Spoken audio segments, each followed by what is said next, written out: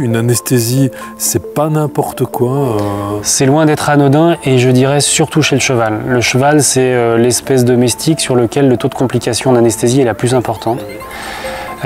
Il est donc important de ne pas négliger cette partie-là du job qui est largement aussi important que la chirurgie. Bienvenue dans Rendez-vous Veto, aujourd'hui à la clinique d'Argonnet à Annecy.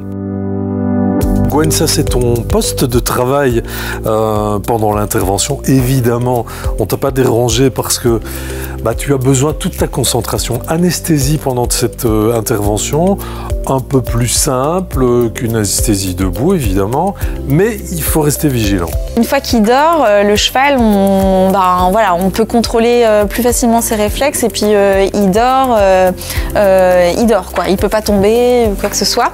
Par contre, il faut quand même faire attention au fait qu'il se réveille pas, bien sûr. Voilà. Et puis, faut faire attention à ses signes cardio-respiratoires, cardiovasculaires.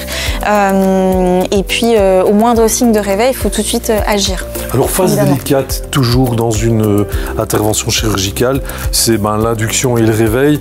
On le voit, les images d'induction, là, tout s'est bien passé. Oui, lui, il s'était très bien endormi, très doucement. Ça s'est super bien passé. Et le réveil, ça a été aussi, il a fait un premier essai, puis après il s'est rendormi, il a ronflé encore un petit moment, et après quand il a réessayé, il s'est relevé d'un seul coup en un seul essai, donc c'est des très bons réveils. Ouais. Peut-être préciser aussi que ces phases de réveil sont délicates et dangereuses, parce que le cheval peut se blesser évidemment, voire se fracturer un membre. Oui, c'est quand même assez rare, mais malheureusement on a quelques cas de temps en temps, donc on peut avoir des luxations, par exemple luxation du boulet, on peut avoir des fractures de réveil, on peut aussi avoir des myosites en cas d'une mauvaise oxygénation pendant l'anesthésie, et dans ce cas-là le réveil peut être très très long et très mal se passer. On peut avoir des myosites aussi au réveil qui sont de très mauvais pronostics. Anesthésie et chirurgie debout, c'est toujours délicat. C'est les anesthésies où je suis un peu stressée. Un peu tendue.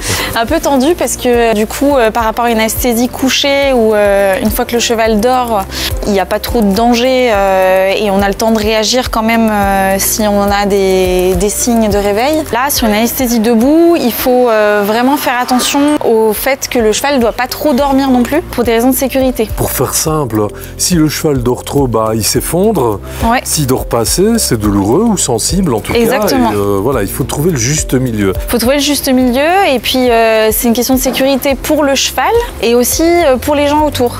S'il tombe, il peut se faire mal et il peut aussi blesser les chirurgiens, l'anesthésiste, voire casser le matériel qui coûte très très cher. Donc voilà, il faut faire très attention à ça. Là, on a vu plusieurs fois des petits signes d'effondrement, si on peut dire ça comme ça. Donc ça veut dire que le cheval plongeait de temps en temps, mais là, c'est ton job de réguler l'anesthésie. Il fallait trouver le juste milieu et puis et vraiment faire attention. En fait, à un moment, au tout début, il dormait très très bien.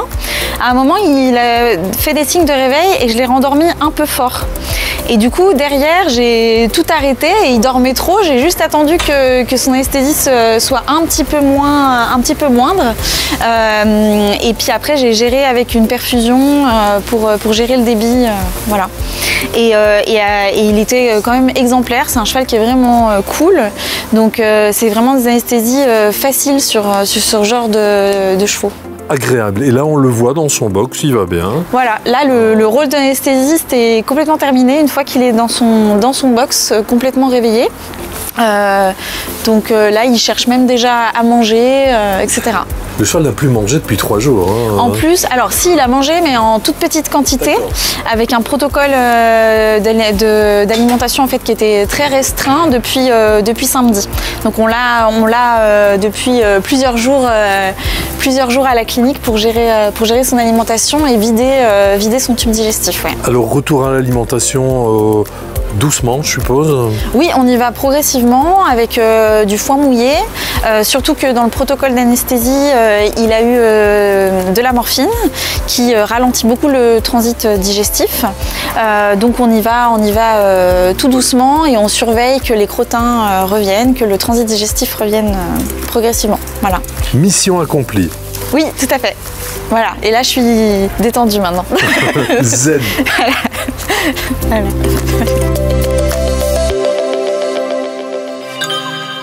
Altano, one group, one vision.